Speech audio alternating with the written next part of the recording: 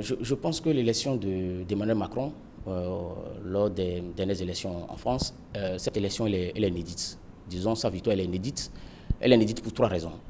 La première raison, c'est le jeune âge du candidat, qui a 39 ans, moins de 40 ans, et qui a été élu président de la République. La deuxième raison inédite, c'est le score.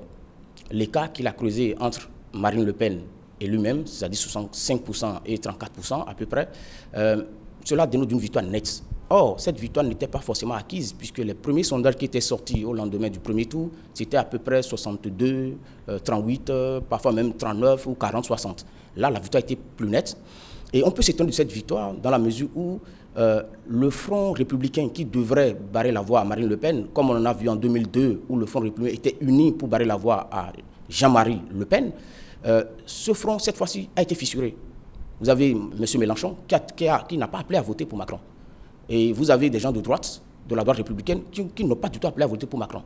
Donc cette fissure pouvait présager d'une possible victoire, peut-être extraordinaire, mais une possible victoire de l'extrême droite. Mais on a vu qu'à la fin, finalement, il a tenu bon et cette victoire a été éclatante. La dernière raison qui remonte cette élection, qu'elle est inédite, c'est le fait que Macron n'a pas été aux élections avec un appareil politique, avec un parti politique.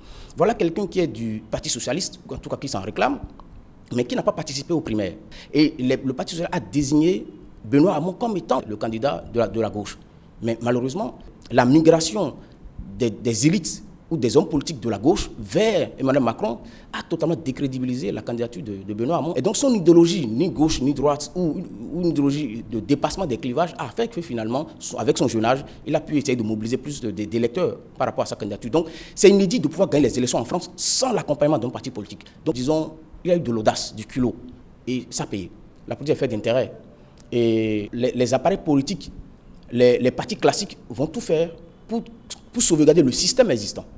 En sauvegardant le système existant, cela suppose sauvegarder les intérêts existants. Et donc, de ce point de vue, si Emmanuel Macron ne fait pas montre de leadership, de traits de caractère fort, il va se laisser très vite avaler, très vite phagocyter par les intérêts déjà existants. Il peut le faire, mais il lui faudra du caractère et du culot. Le culot qu'il a fait élire, il faudra continuer dans cette audace-là.